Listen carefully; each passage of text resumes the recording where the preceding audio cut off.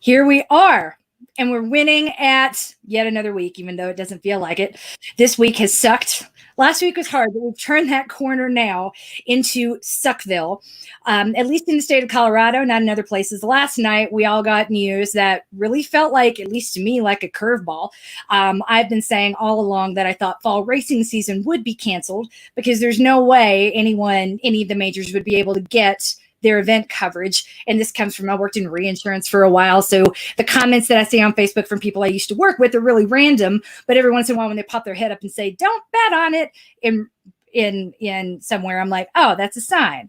So after all of that, I'd also been saying, I'm pretty sure this doesn't mean anything because we need public schools to function. We need kids to be in school so parents can go to work, because at the core of the public school system is the notion of free public daycare.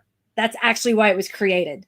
A long time ago, when French dignitaries came to the United States and saw children tied to the kitchen table, like babies tied to the legs of the kitchen table.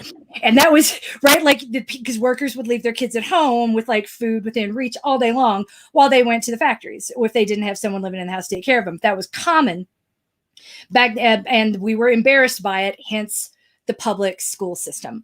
That is, so understanding that's where we came from. I mean, and I get teachers, I've seen that before, it's free public daycare, and teachers are like, I'm not a babysitter. And I get that, but the public service it provides effectively, beyond like having an educated society, is that it's free stuff to go. And we're seeing that in action now. So I always thought we would go back in the fall, like they would find some way to get the schools up and running so that everybody would be free to work or whatever. And Governor Polis last night came in at the late hour. I don't know, did anyone see that coming? I didn't see it coming. We didn't see it coming.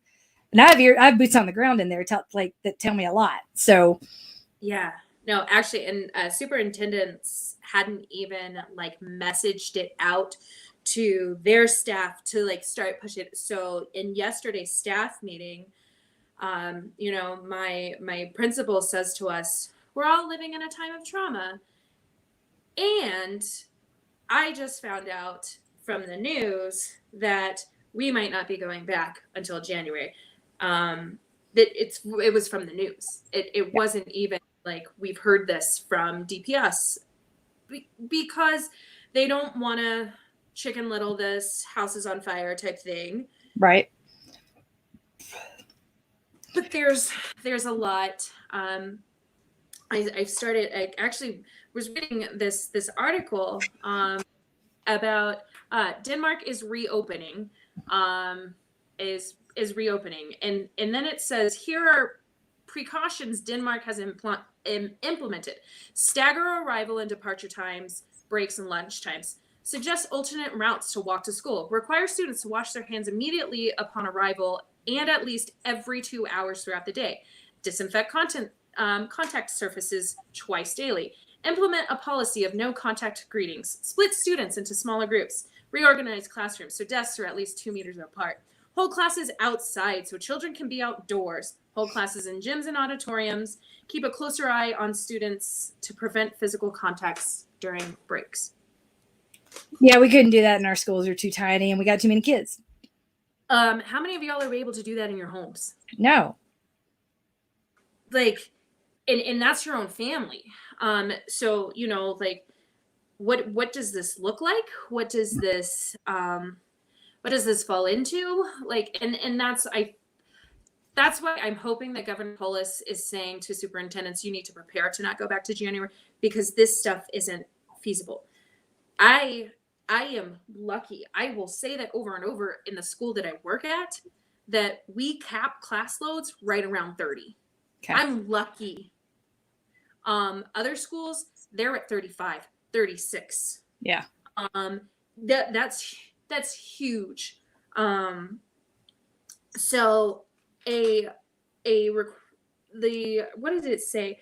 Reorganize classrooms so that desks are at least 2 meters apart. Hey guys, that's 6 yards, right? Like, I mean, that's never gonna happen. Like, no, like 2 yards. Sorry, 6 feet. Like, I don't have you can't see my arm span. I don't have the ability to keep students separated. 30 students in my classroom that far apart, you know, and so so this led to where I am right now, where I it's just one thing after another of like, okay, life is going to go back to normal. We're going to open the economy, but it's not going to be normal for a while. Yeah. I'm going to still be in my kitchen, teaching your child potentially. And we're still going to be in our kitchens, potentially teaching our children first thing in the morning and then having them occupy themselves the rest of the day while we work. While you work. And it's going to be like,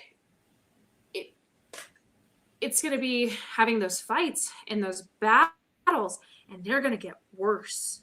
Yeah. They're going to get worse because like, this is not what we expected to happen, you know? And for me, like, I went to Target today to get a dumbbell for my workout. Like, before all of this stuff, I was like, oh, go get dumbbells for like, or at home workouts. And everyone else thought the same thing I did. So I was only able to get one 10-pounder. And then I did my workout today and I was like, I really need two, because it's really annoying to do like single arm rows. I'd rather do double arm rows. Privilege. So I type up like, where can I find a 10-pound? And they have to match because that's who I am as a human. I go to Target and this poor woman, God love her, is screaming at her child who is crying on the floor to tie his shoe. And I'm looking at the mom and I'm like, I will tie his shoe for him. I will get down and I will teach him how to do it. I know you're frustrated. I want you to walk away. Like, let me handle this. Let me handle your crying child. And then we're all going to be okay. And then I just lost it. And I was like, how many of my kiddos are experiencing this right now? And that mom is at her end and that child is at his end. And both of them are valid in their expressions and all of their stuff, because this is like, how do we do this? Yeah. And then it's just like, and I don't go back till January. So like, where I normally would have swooped in to, I'm not saving this child. I'm not, but I'm no, but you could be building something in a moment. Yeah. I'm building this child's hippocampus. I am building this child's frontal lobe. Okay, we're frustrated right now because tying our shoes doesn't work. So what I want to do is I want to cross this one over this one. Okay, show me how you crossed it. Cross this. Okay, now we're going to go under with this one. See? I'm going to undo it because I want you to do it. And walking the child through the way I would as a teacher for anything that I'm doing, right?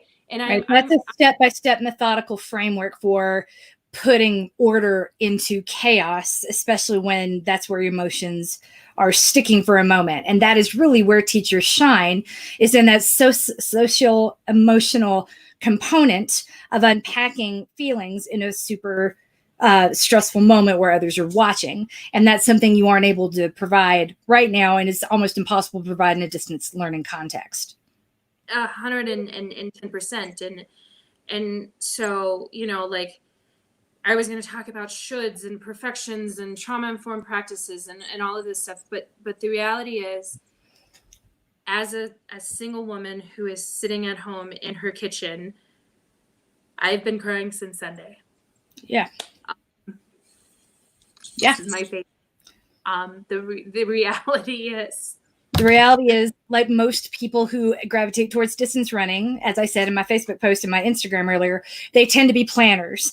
And this, if you don't have children, the racing season has the added importance of making the year pass, because otherwise it's just day in, day out, day in, day out. When you don't have something like semesters and progression, the dynamic trajectory of the school system that all of us have come through. Now you're 12th grade, now you're in college, now you're second year of college, right? When all of that's gone and it's just one work day after another, staring that until a career is built, racing season can break up the year and help it pass a little bit faster. So the structure upon which a lot of us rely has been ripped away from us too. And that's doubly important and impactful for you. So if we had to just sum this up, whatever everyone else is feeling right now, that teachers are feeling it too, because teachers are people who liked school at one point and thrive on these structures in a way that most of us, in a deeper level than most of us do. So if you had, if so, for the parent right now who's struggling with their kid, I'm going to do a live stream on my Facebook page a little bit later tonight. I got a bunch of follow-up questions to the response to how do I make my child understand the importance of schedules? And I was like, well, I don't think you're going to like my answer, but here we go. You're looking at this incorrectly. So I and then that parent did reach out and say, actually, thanks. That's actually made a drastic change. We're working on it, but that was kind of eye-opening. So if there is one piece of advice like that about the power struggle, that if that is what parents are experiencing right now in distance learning, now, like I said earlier, in anxiety management, we need to start adjusting that this is not a vacation period that we got to grunt through, or even a rough period that we got to grunt through. This is something that could go longer, so we got to make it sustainable. What is the first thing or the one key takeaway every parent listening right now needs to start tuning into if, God forbid, we aren't back at school until the end of the year? I think this needs to pivot from winning at distance learning to not losing at distance learning. An old priest friend of mine, Father Nathan, wherever he is in life, laughter is hitting the reset button on your brain. So in that struggle, make your kid laugh. Laughter hits the refresh button in the brain. Okay, like you have those people who during tense situations make the most awful jokes, and you look at them and are like, really? You're making that joke right now?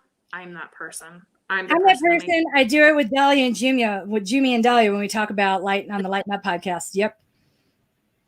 But it hits that refresh, right? People involved in the conversation.